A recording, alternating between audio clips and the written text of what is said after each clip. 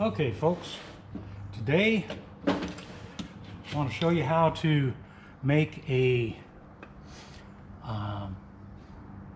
pen and pencil box. These used to be very popular in the old days for rich folks.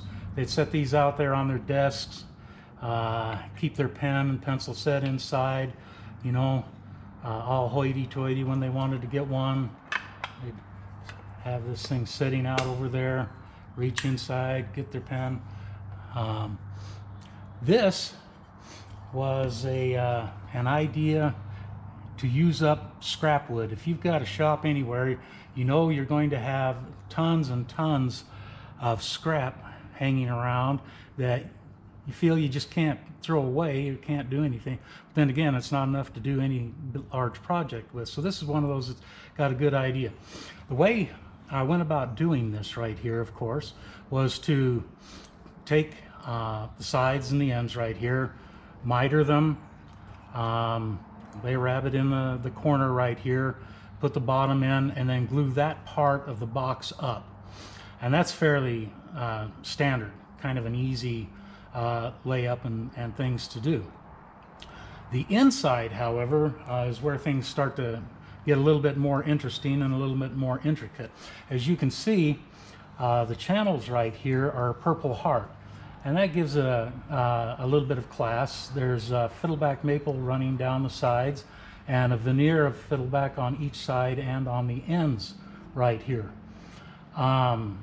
just to give it a little pizzazz and a little character and that kind of thing. The way you lay these chambers right here is you just get 3/4 inch of whatever wood that you want, and then get the depth of your router. You've got about 1/4 inch here. This is probably somewhere around 1/2 inch. Take that, run it through your router, and then you cut the pieces to fit. You always make the box first and glue it up, then come back and decide and make sure, because you never know on your glue up right here whether you're going to get a little slippage here, you know, a 30-second here, a 30-second there kind of a situation. So I find it's easier to make this part custom to slip in and glue together in that situation. Okay, and in this case, the dimensions of this particular box right here, this is about 1 3/8 deep, 7 1/4 long, and it's 2 1/2 wide, 2 1/2 inches wide. But I made the whole thing just a little bit taller right here, probably 3/8 taller than what this actually was, and there's good reason for that, because when I got the whole thing laid up and all of the pieces in that, I went over to the table saw, cut the top part of this, which used to be on there like that, cut that whole thing off, which leaves you with a very smooth edge all the way around for your lid. Now you can tell that this is scrap wood because the wood grain is going this direction instead of this direction, but I had a piece that was just exactly right and it fit perfect. And so you want that good and tight, and then you need to make sure this right here, all this is walnut scrap that I had laying around, and the top of is walnut, and this is a little tiny piece of maple that I had hanging around.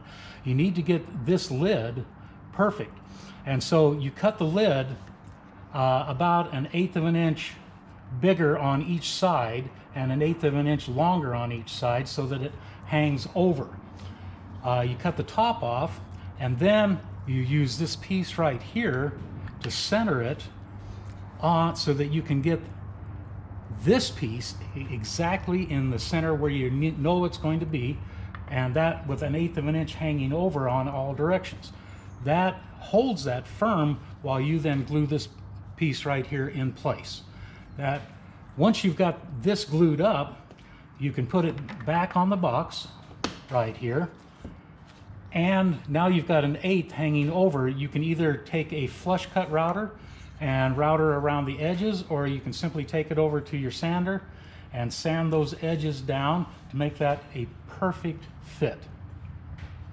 And you can tell that it's very nice, very tight, probably a little bit too tight on that end, and that's from the lacquer coating right here after the spray. Once that wears down a little bit, that'll be just absolutely perfect. And so this is a fun, interesting little project that you can make very easily out of scrap wood that might make somebody happy. It's just a beautiful little box right there. And that's how you use scrap wood out of the back of your shop to good advantage and a good, fun, good project. And there you have it. Boom shakalaka, done.